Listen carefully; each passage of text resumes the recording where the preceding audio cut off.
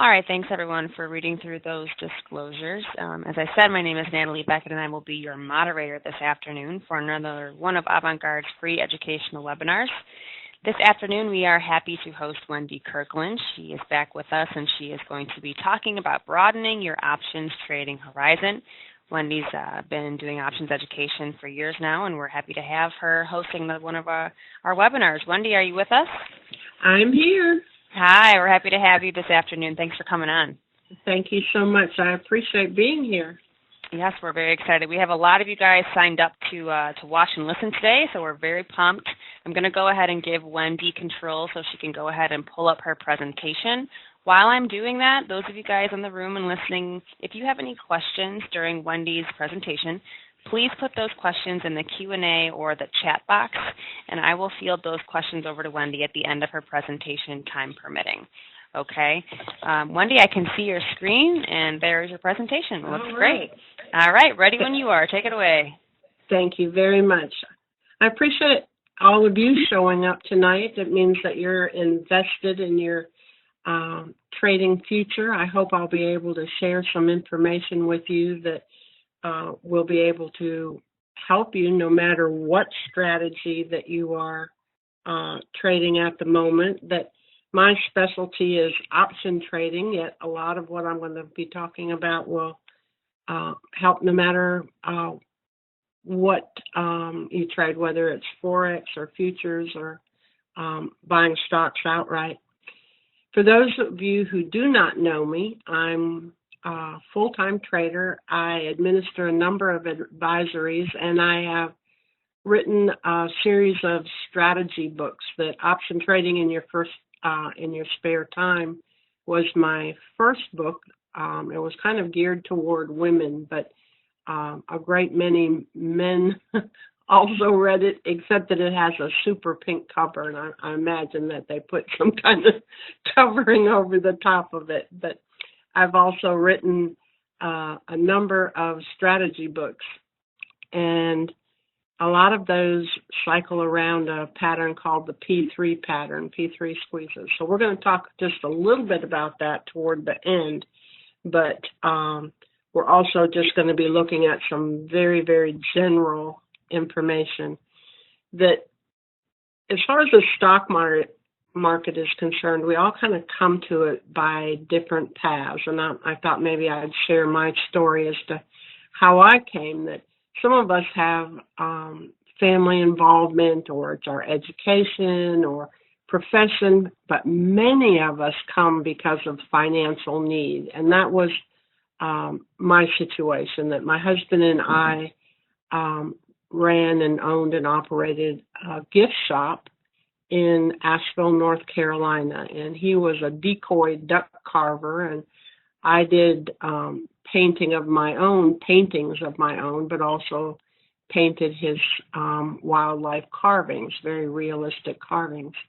And in 2004, we had a tropical storm come through. It was Hurricane Francis. It was a storm only at the point that it got here, but it flooded our area and totally wiped out our business that we had everything invested in for more than 20 years. It was really devastating. And in addition to wiping out our stock and inventory and such, we had to be closed for a number of months for it to dry out and to get past that point where there was no mold and the city officials could come in and prove that and so on. And so I had a lady friend mention option trading, and I didn't have a clue. I really didn't. That was a totally new word for me. But she mentioned she'd taken a couple classes, and so I signed up, actually using the money that we'd set aside for the electric bill, because the electric was off anyway. So I took that money and took the classes, and it was just a really great fit for me. In the end, trading options helped us out of our difficult situation and became then what I actually did as far as a livelihood.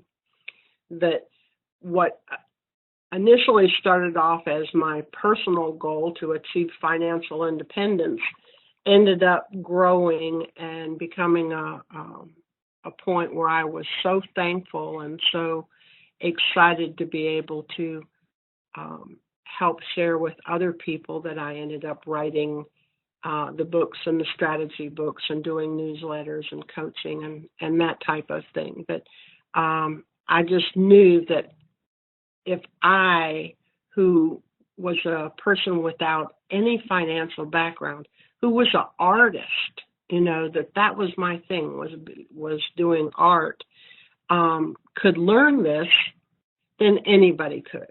That I had a way of being able to cut away all the more technical things and bring it down to a point where the everyday person could learn and understand and be able to do it.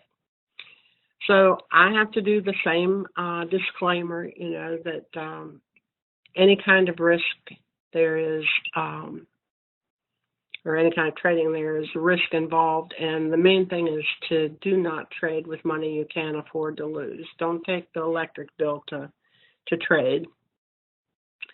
So what we're going to cover today, or I hope to cover, is, again, some very basic things. One is trading times. The other is how to select the very best trade candidates. And again, you can use this whether you're buying stock or no matter what strategy of options you're doing. And then to cover three very essential trade elements as far as achieving success in your trade. So we're going to just click through these one at a time and cover the information. As far as times of day for trading, a lot of traders who are starting do not realize this, but the first hour of the trading day, and it really isn't 60 minutes, it's referring to the initial trading period where orders are placed overnight. These are filled, and there's often a knee-jerk reaction to whatever is happening, whether it's all the trades placed or whether it's something in the news. This becomes instantly built into the market, and you have that reaction when the market first opens. And the first hour is often called a rookie or amateur hour. And this is the time that new traders, they see what's going on, they're watching CNBC, and they're getting ready to decide that they're going to jump into a trade just as quickly as they can. They have their order filled out. And the minute the market opens, they push the button to send. And then within 15 minutes or the first half hour, things settle back and their premium drops. Now, this doesn't mean that the market might not climb back up again and move beyond the order fill amount that they had for their trade, but it does mean that you might have been able to buy at a lesser premium as it moves past that fill amount, and you would have already then have gained a profit. The last hour, again, not necessarily an hour, is called professional hour, and this is where professional traders and money managers and so on often either take their profit or they start setting things up for the next day. So to kind of wrap this up, the time between 11:45, say, and 2:15 can be considered the lunch hour. And during this period, often stocks will slip back a little bit just because there's not the activity. And then as soon as the lunch break is over, then you kind of return back for the afternoon trading session. So the morning session can be considered to be anywhere from, say, 10 o'clock, 10:15 till noon. That gives you the period of time from 9:30 to 10:15, say, at the longest, for the market to do whatever it's going to do in the morning. And when you start looking at charts, you'll be able to see this, and we're going to look at a couple so that it jumps out at you.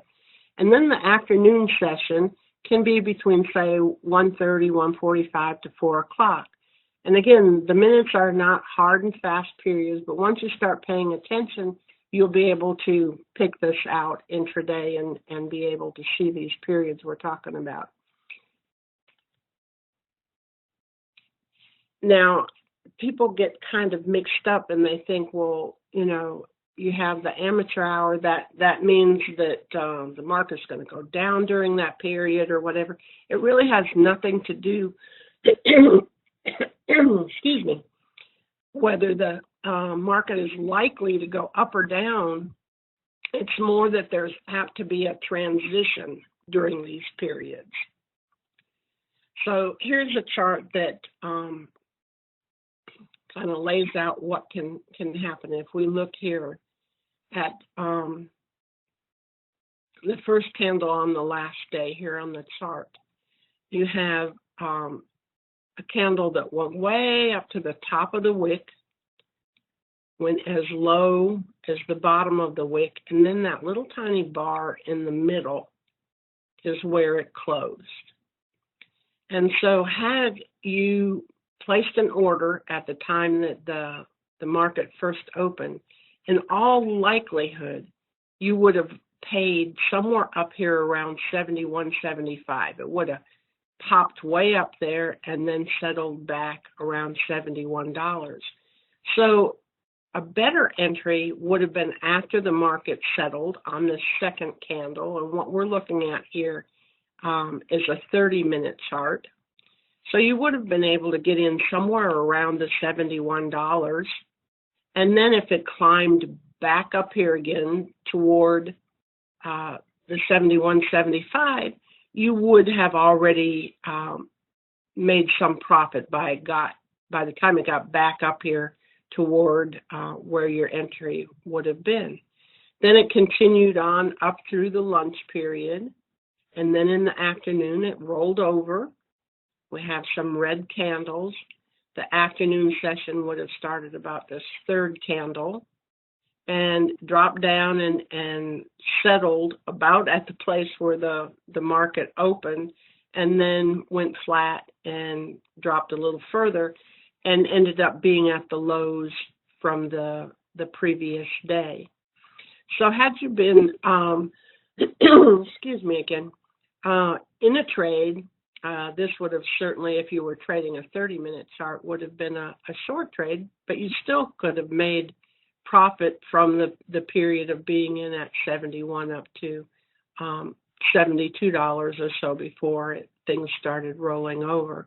So the point of this is for you to really be able to see that there's transition periods throughout the day that you need to be aware of, because sometimes things could go up and then pull back and you're wondering, what in the world? I just got into a trade and now already I have a loss, and maybe you're thinking that you need to close it rather than realize that this is the natural flow of the market. And so when you have this information and are incorporating it into your trading, then it makes sense and you're able to gauge your trading decisions accordingly.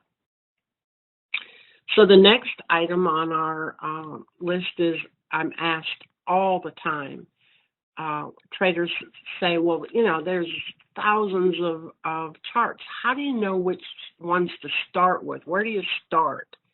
And for me, what I use as a guide is the average true range. And that is an indicator that you can add to your chart, and you make sure that you're looking at a daily chart. So here we have a chart of Alibaba. I have added the ATR indicator to the bottom down here.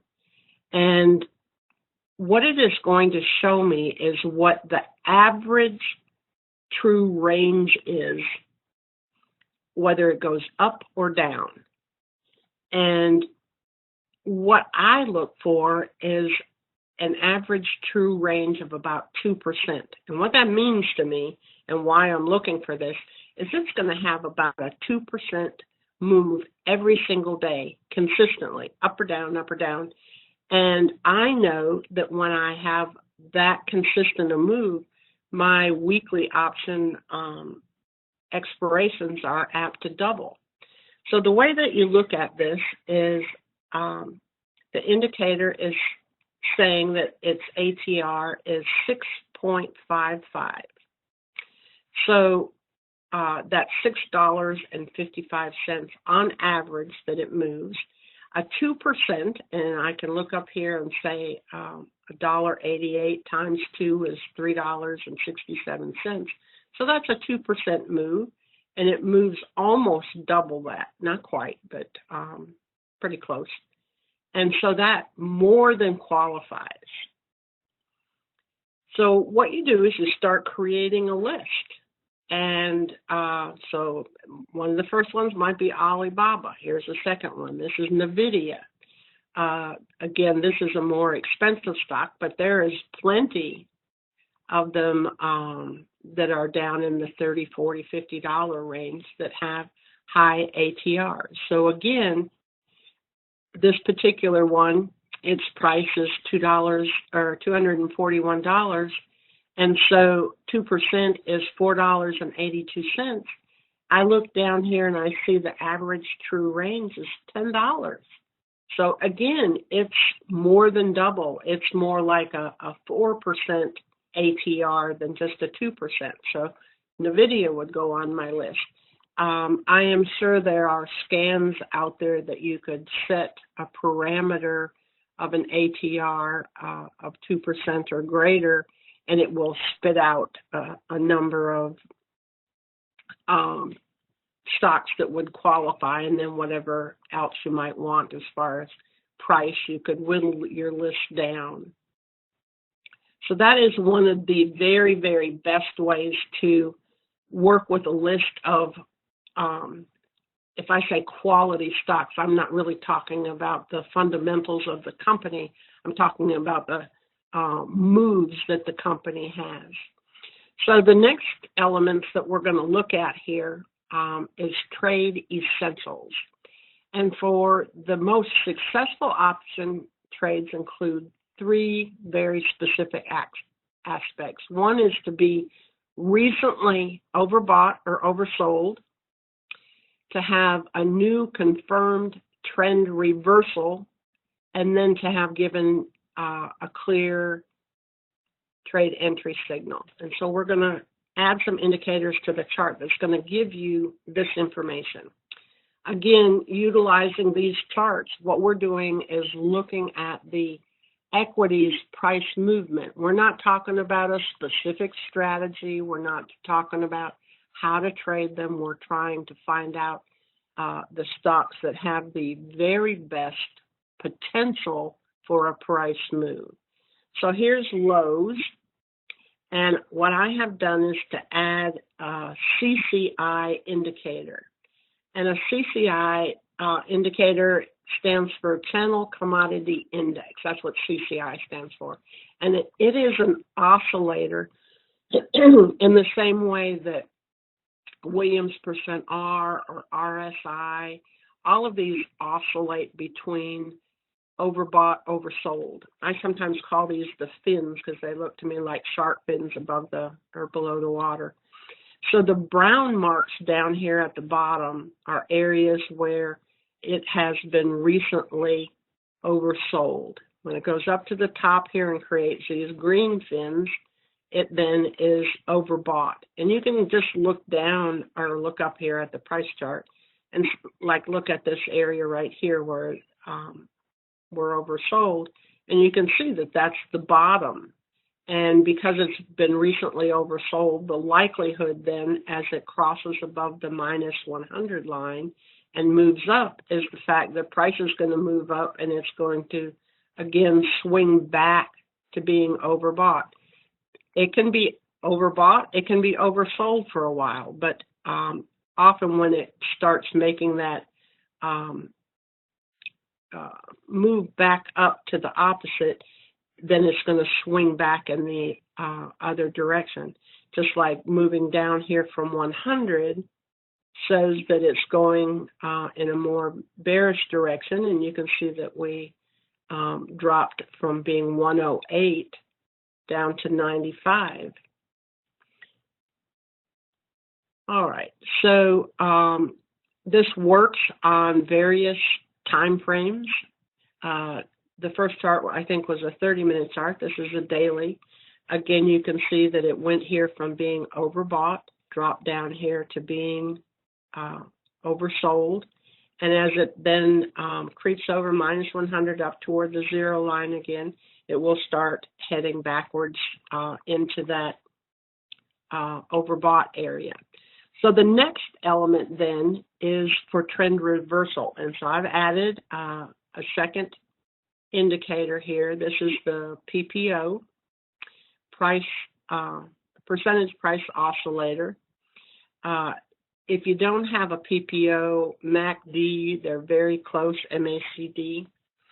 And what you will find if you have not used either the PPO or the MACD is the fact that price will move in the direction of the cross of the black line over the red line.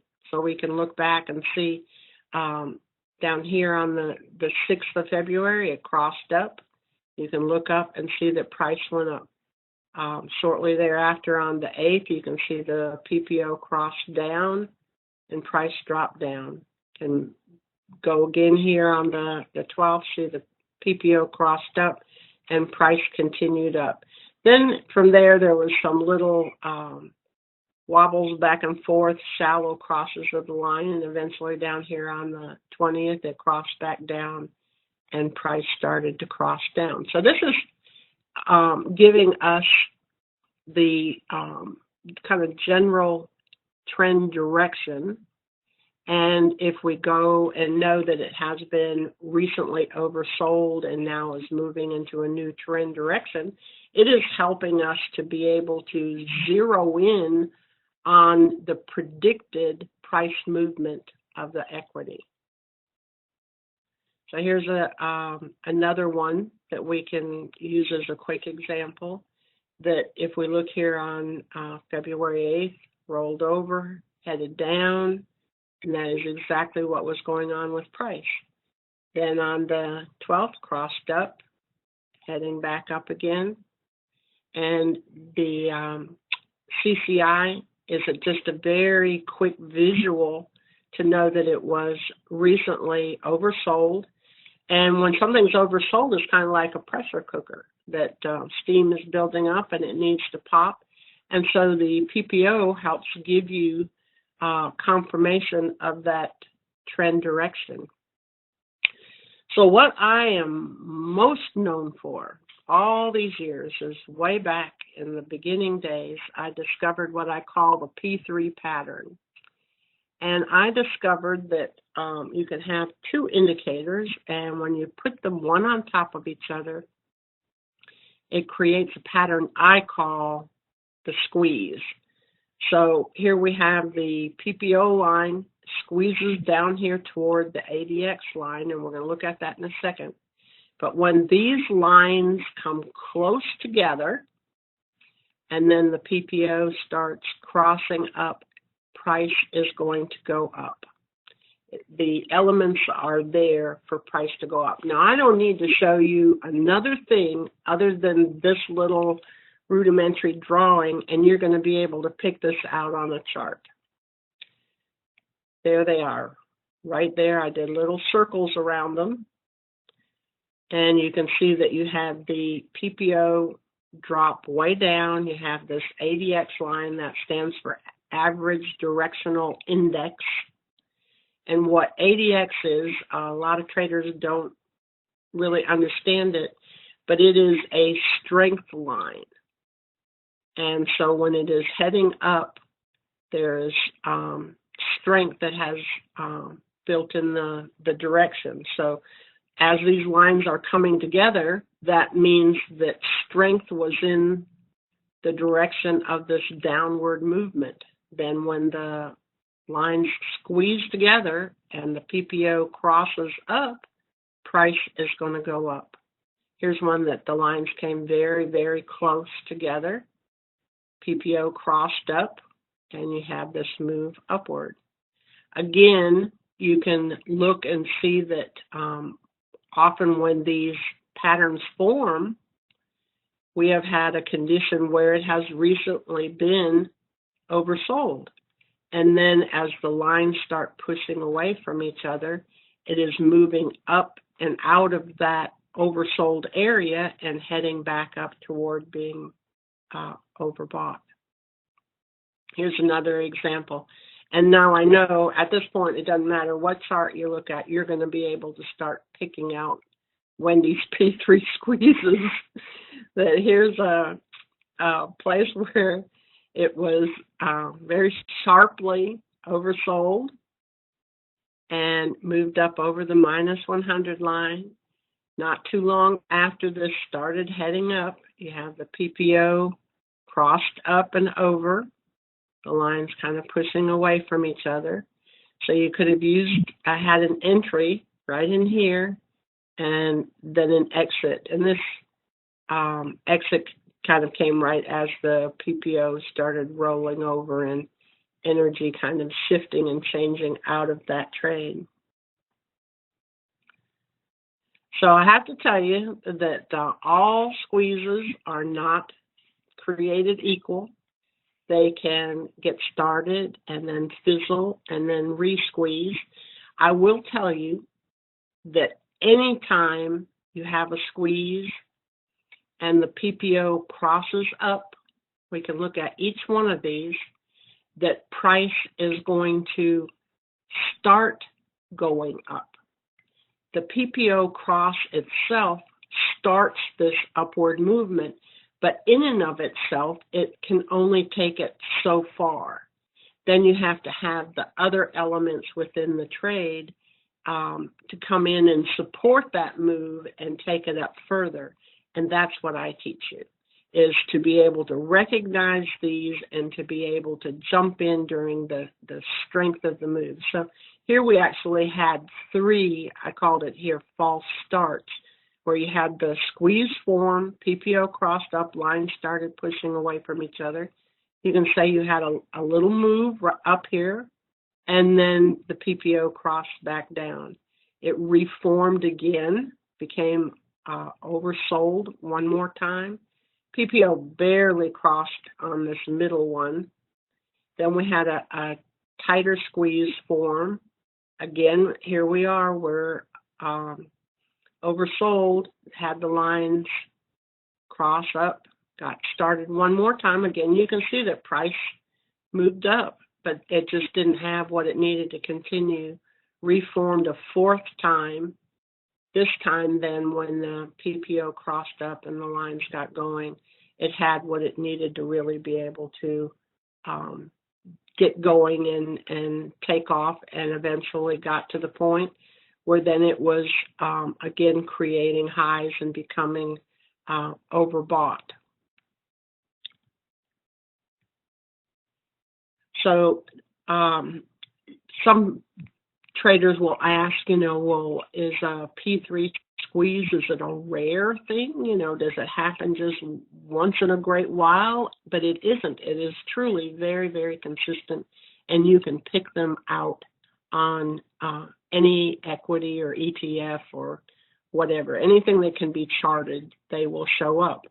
And so you can use this information right now with whatever you are trading at the moment and increase your odds as far as being aware or knowing when price is going to go up. Here's another couple examples that we had. This is John Deere. We had oversold condition, crossed up above the 100 line, got across zero, and then faded and came back down and became oversold again. And seen as the P3 squeeze, we had the PPO cross up, got started with the lines pushing away, and then it rolled back over again, had another P3 squeeze form. And the squeezes are interesting to me. I get just excited about them. I know that they go through very specific stages, 7 stages. And they, again, are very, very consistent. The PPO and the ADX, they have nothing to do with each other. They just they're totally separate indicators, and yet when you set the charts up like this, they create a very visual pattern. And I guess for me, that is where the artist is coming out in me again, that I look at the charts and I'm looking for these recognizable patterns. And so then when we have the squeeze here on the 9th, that as it unfolds, took price way up, which would have been just an awesome trade between 149 and 175. You know, if you get to the point where you can pick these out and see that, you can, you know, without knowing any more, you can tell that they will end up having terrific profits, terrific results, no matter how you trade it. So the very best plays have confirmation signals, and that's part of what I teach with my books. But again, here's another great example. You have a P3 squeeze that's formed. You can see again that it's gone from being oversold up to overbought, and then kind of fizzled.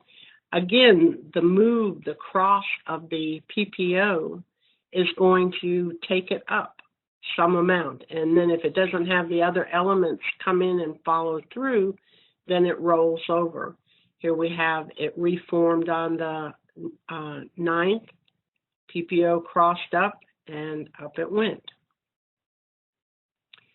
So again, the squeezes are not a rare occurrence. They happen in every time frame. You could look at a 1-minute chart. You could look at a 5-minute chart. You can look at a weekly chart. Of course, weekly charts are not going to happen as often as a 30 or a 5-minute chart, but one pattern kind of flows into the other. And yet you want the confirmation signals that are going to tell you that the signal that here on the 6th of February, even though it gets started and starts heading up, is not the trade. The trade comes on the 9th, where the chances are it's going to be flowing from a low point of being oversold all the way up to creating a peak of being overbought, and to know that ahead of time. So I have tons of traders say, oh, that's great. You know, you can pick charts and be able to see a pattern when price is going to go up. But how about when a stock is getting ready to drop? And so what I call this is a P3.5. It took years before I was able to recognize a pattern that was going to tell me when a stock was going to drop. And so this is Home Depot, and entry would have been right up here when the lines are kind of going parallel. And then we have the PPO roll over and the lines push away and price is going to drop. And then there's your exit. Here's one more that you had a short pattern here. There's a little area where the lines are running parallel. That's, and then you have the PPO crossover here, and down it goes. So you can catch the short pattern of the P3.5, and then as you can see here, that then begins to form a P3, and then you can ride it back up again. And that's kind of what my strategies show you.